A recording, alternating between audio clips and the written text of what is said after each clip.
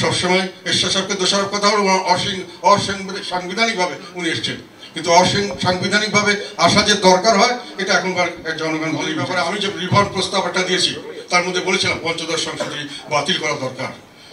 এটার জন্য অনেক ধরনের ব্যাপার আছে এবং সেটা আমি দিয়ে বলেছিলাম, বর্ণনা দিয়ে বলেছিলাম। এটা শুধু তত্ত্বাবধায়ক সরকার ব্যবস্থা নয়, এখানে আরও কিছু ব্যবস্থা আছে। হিউম্যান রাইটস 1/3 কে একেবারে অপরিবর্তনীয় করা হয়েছিল, ওটা ঠিক না। আরও অনেক কিছু ব্যবস্থা আছে, যেমন মানুষের কথা বলার অধিকার, অ্যাসেম্বলি করার অধিকার, এখানে রেস্ট্রিকশন ছিল। আরেকটা ছিল যে মানে কোনো রকম ক্ষমতা হস্তান্তর সাংবিধানিক পদ্ধতি ছাড়া সেখানে ফাঁসির রায় হওয়ার কথা ছিল। সেগুলো এখনকার পরিস্থিতিতে এগুলো বাতিল হওয়া দরকার ছিল বলে আমি মনে করি।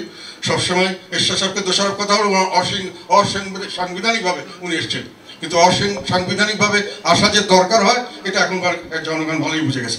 কাজে এগুলো বাতিল হয়েছে, আমরা এর সাথে একমত আছি, তা আমাদের কোনো আপত্তির কারণ নেই। আবার সুষ্ঠু নিরপেক্ষ নির্বাচন ছাড়া দেশে শান্তি আসবে না। হ্যাঁ, আমরা নির্বাচন ওয়েলকাম করি, নির্বাচনে আমরা যাওয়ার চেষ্টা করব, আমরা লেভেল প্লেইং ফিল্ড চাই। আর একটা কথা এখানে বলা দরকার বলে মনে করছি, সেটা হলো তত্ত্বাবধায়ক সরকার ব্যবস্থা তিন দলীয় জোটের বাইরে জামাত ইসলাম এটাকে নিয়ে এসেছিলেন এই প্রস্তাবটা এরশাদ সাহেবকে এই কথা বলার জন্য যে সরকারি দল কোনোখানে নির্বাচনে আসতে পারবে না। পরবর্তীকালে তত্ত্বাবধায়ক সরকার বলেন আর অন্তর্বর্তী সরকার বলেন সবাইকে কিন্তু মানুষে গ্রহণ করেছিল, তাদের কোনো নিজস্ব দল থাকতে পারবে না, তারা মন্ত্রী থেকে দল করতে পারবে না, এই দল করে নির্বাচন করতে পারবে না। এটা লেভেল প্লেইং ফিল্ডের ব্যত্যয় ঘটায়। যে লেভেল প্লেইং ফিল্ড সব থেকে করলেই সঠিক নির্বাচনের যদি ইচ্ছা থাকে সেভাবে হলেই দেশে একটা স্থিতিশীল পরিস্থিতি আসবে। সকলে মিলে যদি আমরা বন্ধুত্ব করতে পারি তবেই সামনের দিকে দেশ এগিয়ে যাবে। নির্বাচনের ব্যাপারে আমরা নির্বাচন করব, তার আগে আপনাদের উপর দায়িত্ব হলো নির্বাচন করার পরিবেশ এবং লেভেল প্লেইং ফিল্ড দিতে হবে, সবাইকে সমান সুযোগ দিতে হবে। পঞ্চদশ সংশোধনীর ব্যাপারে আমি যে রিফর্ম প্রস্তাব একটা দিয়েছি তার মধ্যে বলেছিলাম পঞ্চদশ সংশোধনী বাতিল করা দরকার।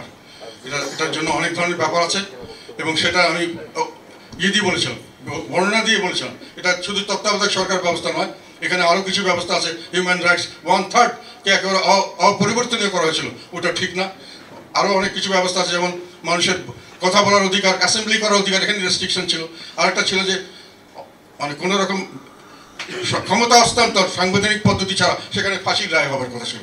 সেগুলো এখনকার পরিস্থিতিতে এগুলো বাতিল হওয়া দরকার ছিল বলে আমি মনে করি।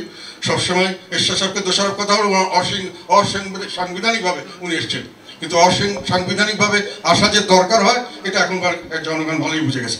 কাজে এগুলো বাতিল হয়েছে, আমরা এর সাথে একমত আছি। চাকরিতে কোটা ব্যবস্থা, সরকারি চাকরিতে কোটা ব্যবস্থা পুনর্বহালের জন্য একটি উদ্যোগ নিয়েছিল সরকার বিভিন্নভাবে, বাঁকাতারা পথে কোর্টের মাধ্যমে।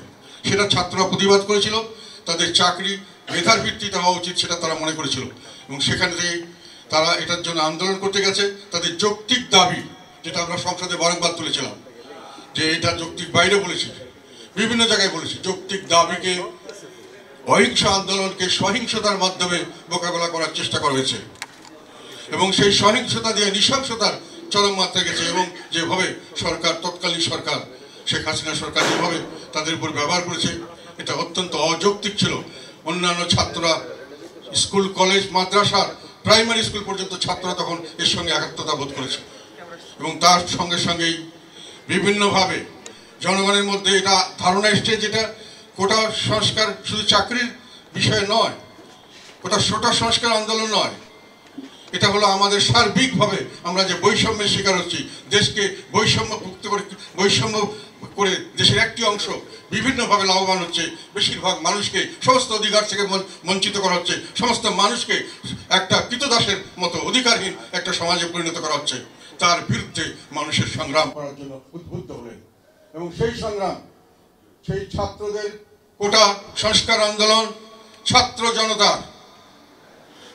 জনতার বৈষম্য বিরোধী আন্দোলনে রূপান্তরিত হলো।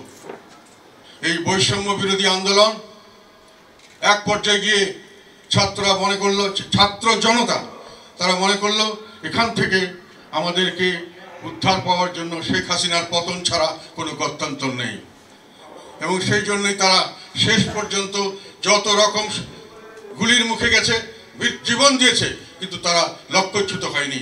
এই ছাত্র জনতার বিজয় সেইভাবেই অর্জিত হয়েছে।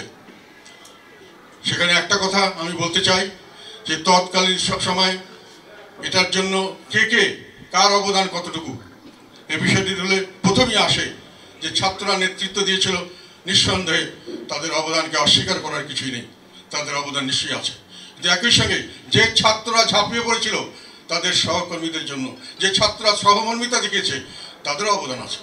যে জনতা তাদের জন্য, তাদের কথা উদ্বুদ্ধ হয়ে তারা নিজের প্রাণ উৎসর্গ করার জন্য রাস্তায় গেছে, গুলির মুখে গেছে, গুলি খেয়েও তারা শুয়ে পড়েনি, একজন গুলি খেলে আর 4-5 জন দাঁড়িয়ে গেছে, সেই জনতারও এই আন্দোলনে তাদের অবদান আছে, এই বিজয়ে তাদের অবদান আছে। আর অবদান আছে যারা সচেতন সমাজ, অনেক মানুষ যারা অনেক ঝুঁকি নিয়ে দেশ এবং বিদেশ থেকে এই আন্দোলনকে উৎসাহিত করেছেন, মানুষকে প্রেরণা জুগিয়েছেন, মানুষকে সামনে এগিয়ে যাওয়ার জন্য তাদের সর্বাত্মক একটা অনুপ্রেরণা ছিল, তারা উজ্জীবিত করেছিলেন, এই তাদেরও একটা বড় অবদান আছে। আর সবশেষে যে রাজনৈতিক দলগুলি তাদের নেতাকর্মী নিয়ে এই ছাত্র জনতার পাশে দাঁড়িয়েছিল এবং ঝুঁকি নিয়ে, নিজেদের মৃত্যুর ঝুঁকি নিয়ে আন্দোলনকে সফল করেছে,